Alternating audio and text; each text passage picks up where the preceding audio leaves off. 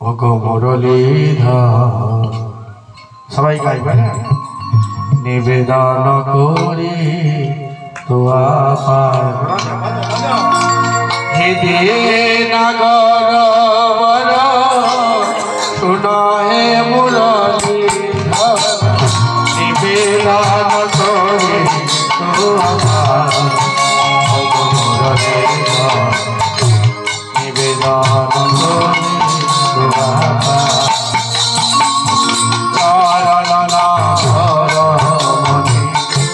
যেন তাদের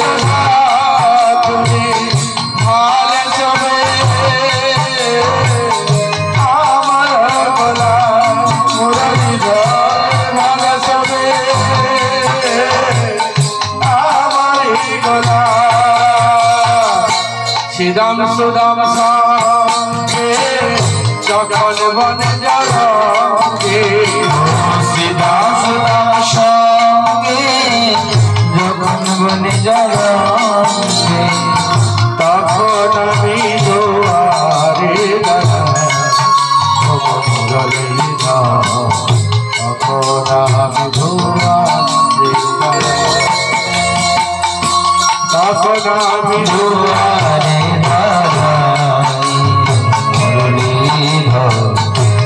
তখন আমি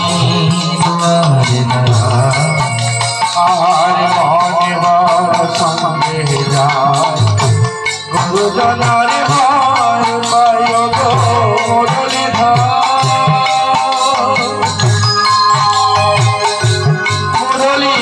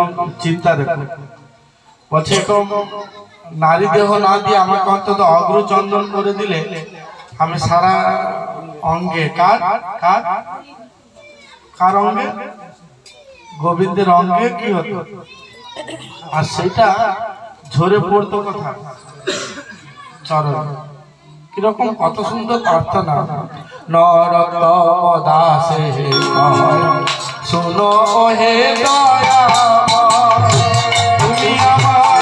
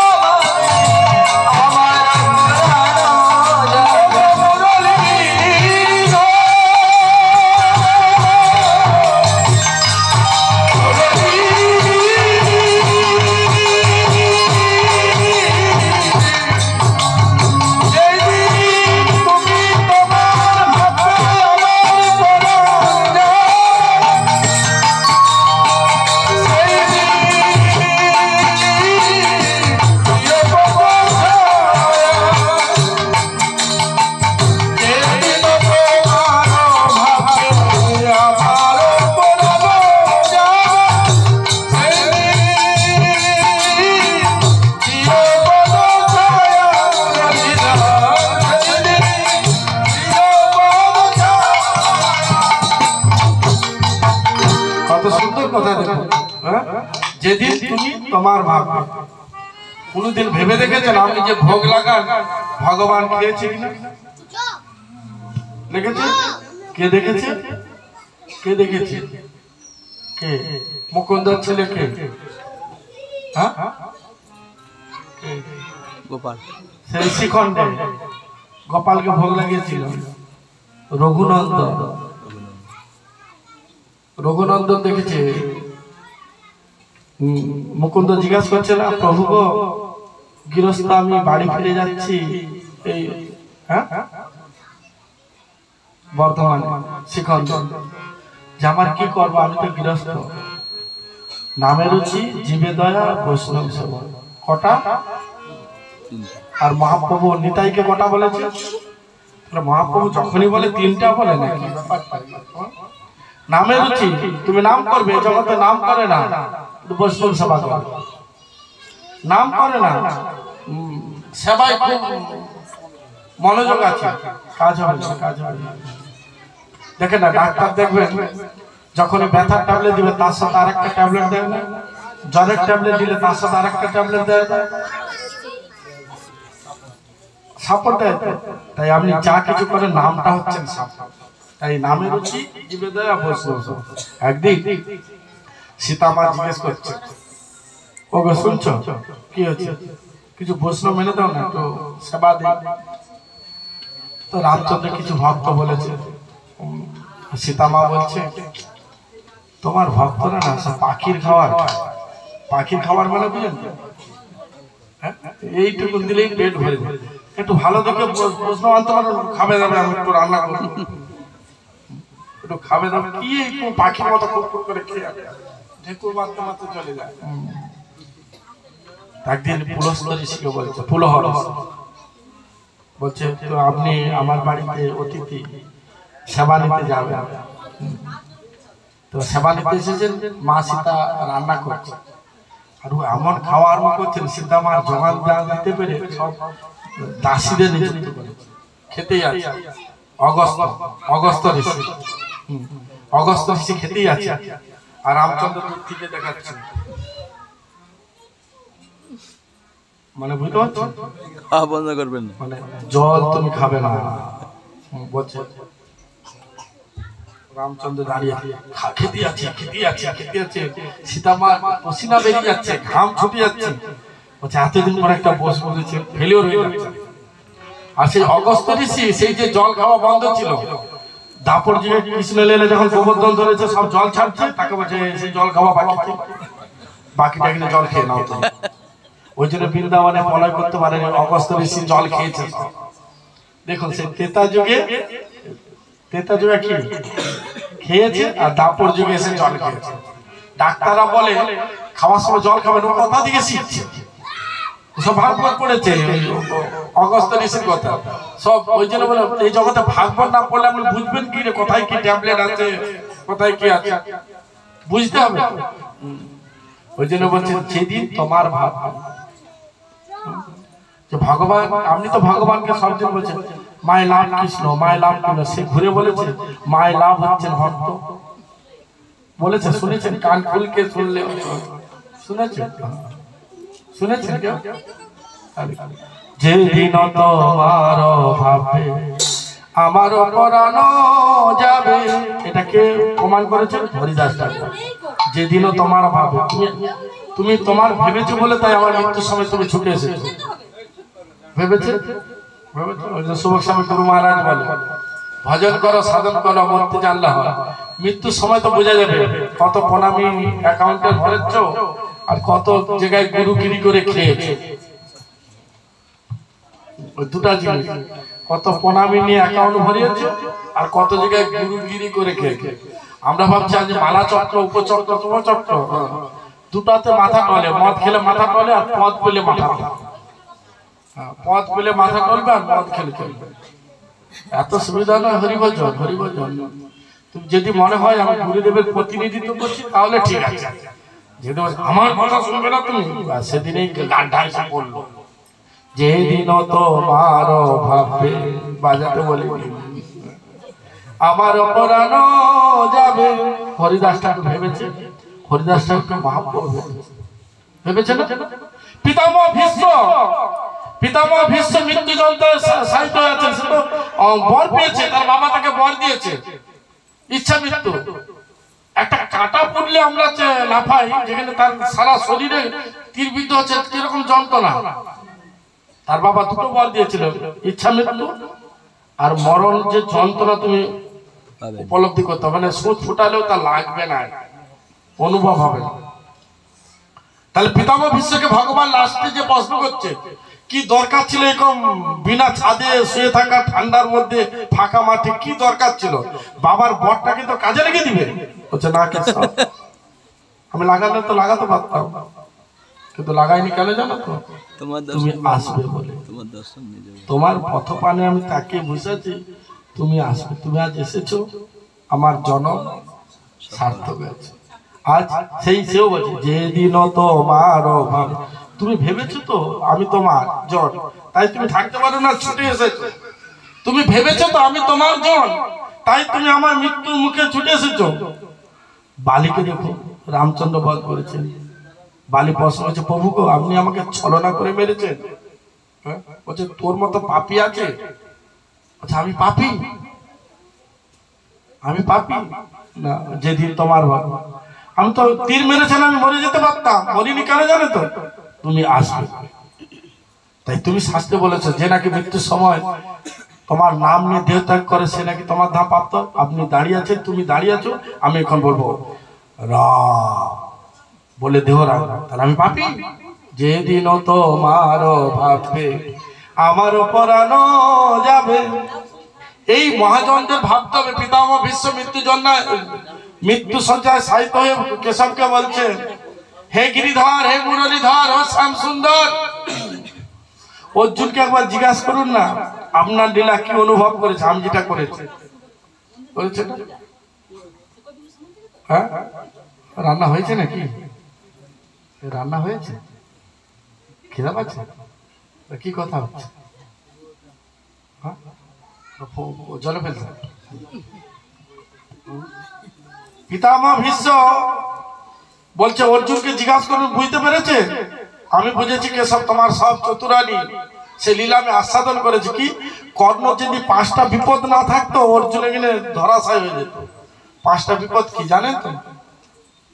কর্ণ, প্রথম বিপদ হচ্ছে ইন্দ্র হচ্ছে সাধুর বেশে গিয়েছে, দেবরাজ ইন্দ্র। কর্ণ বলছে, আমি বুঝতে পারছি তুমি দেবেন, তুমি যে বেশটা ধরেছো না, সেই বেশটাকে আমি সম্মান করি, যা চাইবে তাই। তাই কর্ণ হচ্ছে সাধুকে সম্মান করে, যে তুমি সেই সাধুর বেশ ধরেছো, তাই একটা তার বিপদ। দ্বিতীয় বিপদ, গুরুদেব কোলে মাথা দিয়ে আছে, কিড়া কেটেছে, সে একটা বিপদ। তৃতীয় বিপদ, একদিন ফুবড়ি কুন্তি দেবী কাঁদছে, ভগবান যে বলছেন, পিসিমণি একবার চলে যান, শুধু কর্ণকে একবার ছেলে বলে বুকে জড়াবে, আর ওই 5টা বাণ নিয়ে আসবে। তখন শুধু যে বলছে, পুত্র আমার, যা পুত্র বলেছেন কর্ণ, ওই মা ডাক শুনে সব হিতায় জ্ঞান হারিয়ে মায়ের চরণে এসে পড়েছেন। মাগো, তুমি আমাকে পুত্র বলে, বলছে তুমি সুপুত্র না, তুমি আমার পুত্র, আমার পুত্র। সুপুত্র কে বলেছিল? অর্জুন। তাই 5 ভাইয়ের মধ্যে রাগ ছিল অর্জুনের উপর। তখন বলেছিল, তোমার 5টা কটা পূরণ লাগবে, হয় অর্জুন মরবে, না না 5 জন তোমার থাকবে। এটা কত নম্বর বিপদ?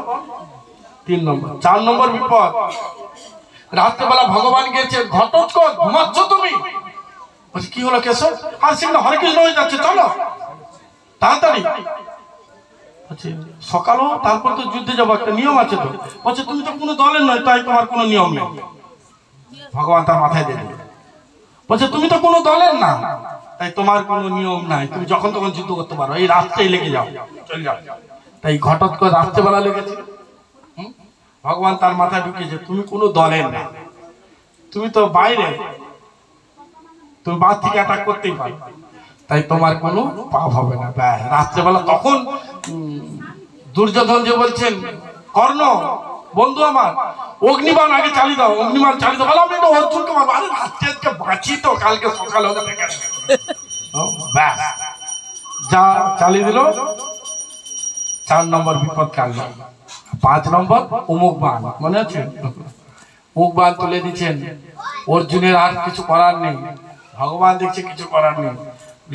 ঘোড়াকে এক চাবুক মারলো, যা চাবুক করে রথ এলোমেলো করে দিচ্ছে, যাতে সে বাণের নিশানা না নিতে পারে। কে? কর্ণ। কিন্তু কর্ণ যা যোদ্ধা, নিশানা তো নেবে। ভগবান বারবার ঘোড়ার পিঠে কি মারছে? চাবুকের মারি মারছে। আর ঘোড়া হচ্ছে কি হচ্ছে, অর্জুন আর তীর আর লাগাতে পারে না, এমন ঘোড়া নাচছে। কিন্তু কর্ণর হচ্ছে নিশানকে ভঙ্গ করার জন্য ভগবান এধারে নৃত্য করছে। সব পিতামহ ভীষ্ম দেখছে।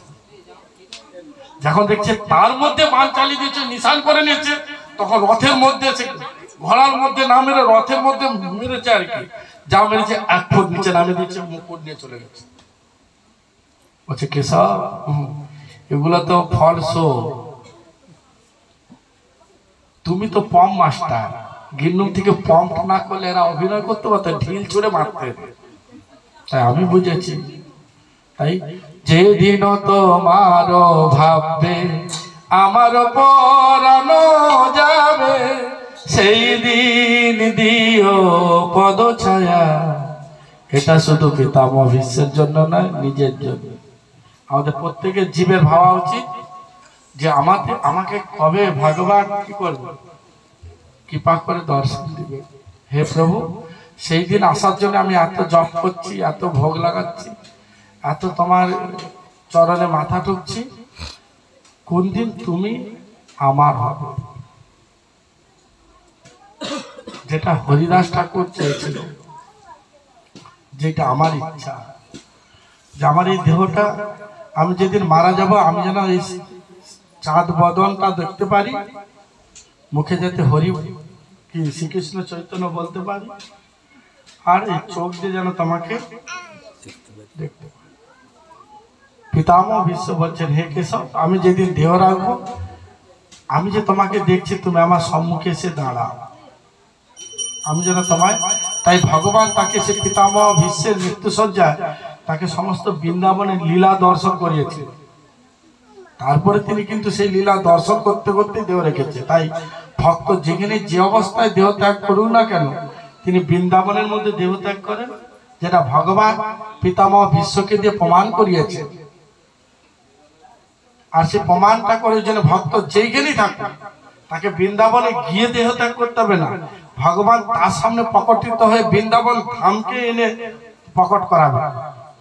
এইটাই হচ্ছে এই বৈষ্ণব এডুকেশন হচ্ছেন মূল, হচ্ছেন কেন্দ্রবিন্দু। তাই মহাজন মহারাজগণ তারা সব একই কথাই বলে যে আমাদের ভজন সাধনের দিকটা গৌরাঙ্গ মহাপ্রভুর আনুগত, তার শিক্ষা, তার নীতি আদর্শ মেনে নিতে হবে। তার শিক্ষা, নীতি, আদর্শ, এখানেও 3টা জিনিস। সব জায়গায় 3টা জিনিসই মহাপ্রভু বলে গেছেন। সব তার আদর্শ কি, তিনি নীতি কি, তার শিক্ষা কি। তাই নাম ভজন, নাম করো, নাম চিন্তসা, নাম ছাড়া জগতে কোনো। তাই প্রভু সকাল থেকে হরি নাম করাচ্ছেন আপনাদের। আরো 3 দিন না 4 দিন, সে বললো যে 3 দিন চলছে, 7 দিনে সপ্তাহ না। আলুর বস্তা অনেক কাড়ি হয়েছে, আলু সিদ্ধ অন্য করেও তো চালাতে পারে, বাইক তো ভাড়া করতে হয়।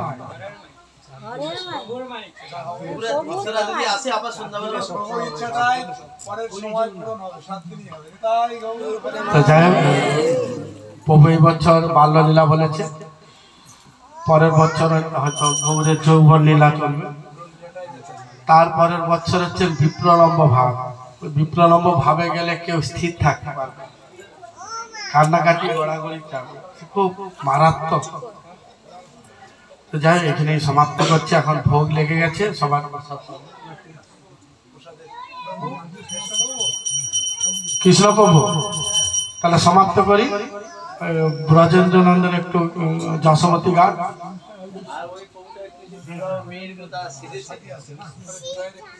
তাহলে কাজ করুন, আমি এখানে গৌর কথা গঙ্গার মহিমা করি। হরে কৃষ্ণ কৃষ্ণ কৃষ্ণ হরে হরে, হরে রাম